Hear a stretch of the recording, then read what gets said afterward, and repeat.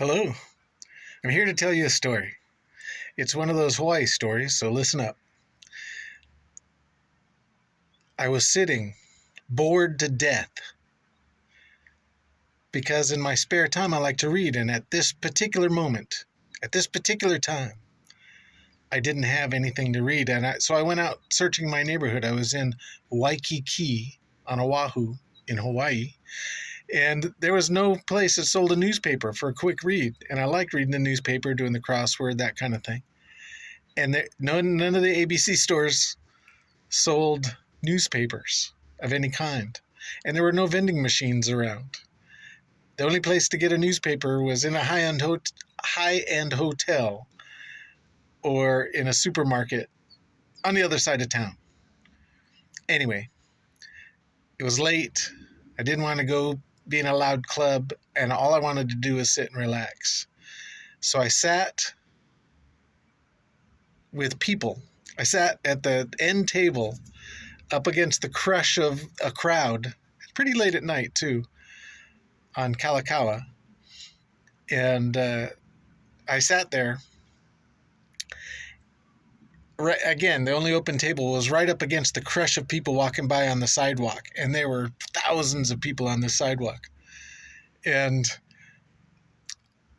I thought to myself, well, I didn't think to myself, I thought to the world at large. And let me just say that I think God created everything, and every little bit of it is part of creation. And so I thought to all the people and all the things around me, I thought, boy, it would sure be nice to have somebody out of all these people, have somebody to talk to. And at that moment, the strangest thing happened. From about 20 yards away, through the crowd, which is all I could see is, well, people's heinies, thousands of them, from my vantage point. The crowd opened up, and I saw this really beautiful woman, and then another, and then another, and they were each wearing different costumes from different places. They almost looked like something you'd see at a cultural center. And I mean, there was a from India, from Mexico, from South America, from China, there was a different beautiful woman, and they all had intense looks on their face, and they were all jamming through the crowd in a line, following each other. And it was really interesting. And the last person in this line looked a lot more relaxed, a lot more aloof than the rest of them. It looked like he was from the outback of Australia. And he was just walking. He was following all these women, and it was part of their gang. Anyway,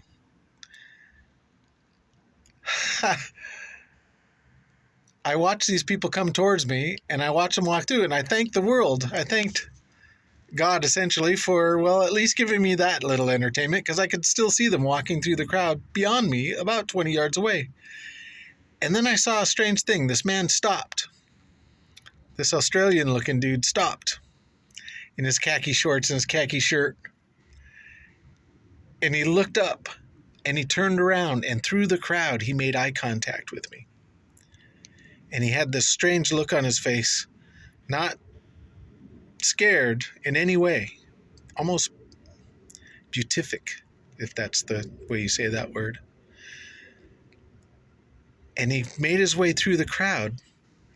He kind of disappeared. The crowd closed in on him, and then he appeared in front of me, standing right in front of my table. He was just standing there. And he had this strange look on his face, and he said, "Excuse me, do you need somebody to talk to?" I said, "Yes, have a seat." He says, "Well, I don't have much time, but..." I said, "What made you stop and come back and talk to me?" And he just got this look of wonder on his face, and he said very matter-of-factly, "God told me to. God stopped me and told me I had to turn around and talk to you specifically."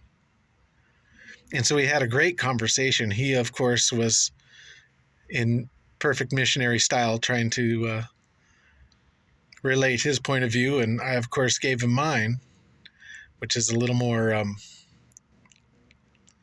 wide-ranging. And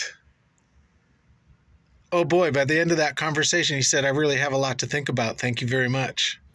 And he got up and he shook my hand very warmly and he said, I don't know why I needed to talk to you or why God told me to, but thank you for the conversation. And he walked away and I smiled really big. I thought, that was fantastic. That was really neat. And then I said, almost flippantly, out loud, to all the people in all the world around me, I said, that was great. Now it'd be nice to have something to read. Not 2 minutes later, this guy showed back up in front of my table exactly the same way, just appeared right there in front of me in the crowd. And he looked at me and he said, it happened again. I said, what? He said, God told me to stop. And I had to come back to you. He said, you needed something to read. He says, all I have. And he reached into his back pocket and he pulled out his ancient, weathered, beautiful little pocket Bible, both New and Old Testament, and he handed it to me. He wrote his information in it and handed it to me.